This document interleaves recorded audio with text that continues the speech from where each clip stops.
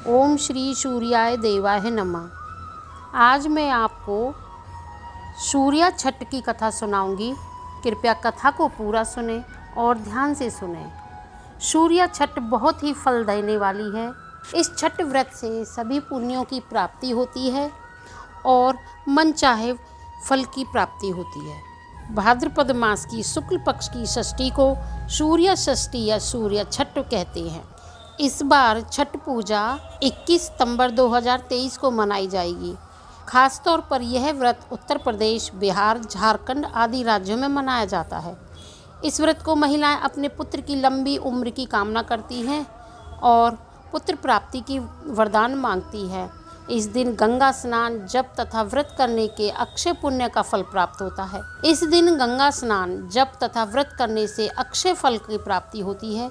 इस दिन सूर्य पूजन और गंगा स्नान का विशेष महत्व है। व्रत की पूजा सामग्री में कनेर का लाल फूल या गुलाब का दीप तथा लाल वस्त्र का विधान है। सूर्य छठ व्रत पूजा सामग्री रोली व मौली, चावल, चंदन, घी का दीप, लाल कपड़ा, कनेर व गुलाब के फूल, धूप, दीप, गंगा जल, डाब जल और धूप। सूर्य छठ की व्रत की विधि। आइए सुनते हैं सूर्य छठ किस तरह से मनाई जाती है। सूर्य छठ व्रत वाले दिन स्त्री को प्रातःकाल जल्दी उठकर स्नान करना चाहिए और साफ सुथरे लाल रंग के वस्त्र धारण करने चाहिए। इसके बाद भगवान सूर्य को पानी चढ़ाकर पीपल व तुलसी के पेड़ में भी जल चढ़ाएं। अब सूर्य भगवान के मंदिर में जाकर, यदि आपके यहाँ पर सूर्य भगवान का मंदिर नहीं है तो आप अपने घर के मंदिर के पास सूर्य भगवान की तस्वीर रखकर पूजा कर सकते हैं। मंदिर जाकर सबसे पहले भगवान सूर्य को कनेर का लाल फूल या गुलाब का फूल चढ़ाएं। इसके बाद घी का दीपक जलाकर सूर्य भगवान को गंगा जल अर्पित करें। अब पूरे विधि विधान से भगवान सूर्य की पूजा करें।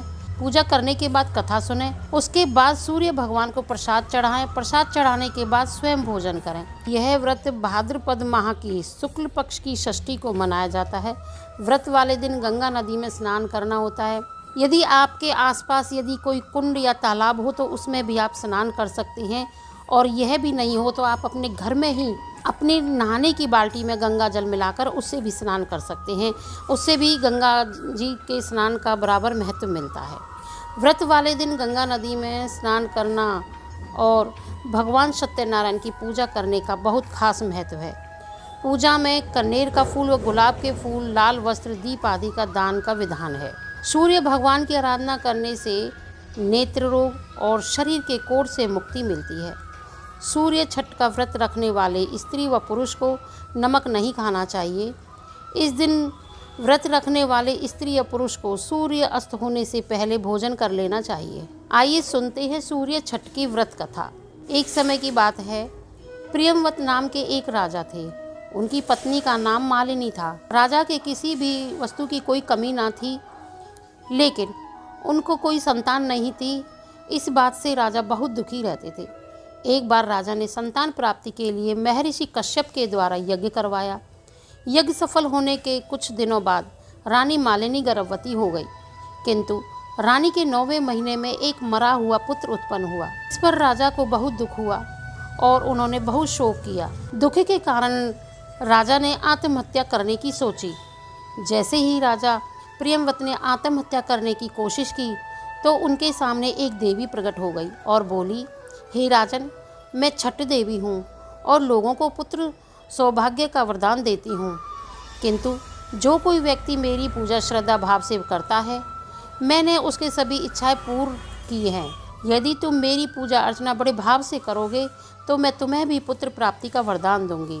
इसके बाद देवी अंतर्ध्यान हो गई। यह बात राजा ने अपनी रानी को बताई और दोनों ने भाद्रपद शुक्ल पक्ष की छठ को व्रत करना शुरू कर दिया। कुछ दिनों बाद रानी मालिनी फिर से गर्भवती हुई और 9वें महीने के बाद रानी ने एक सुंदर पुत्र को जन्म दिया।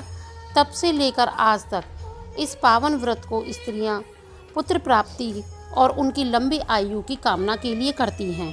तो यह थी सूर्य छठ की व्रत कथा।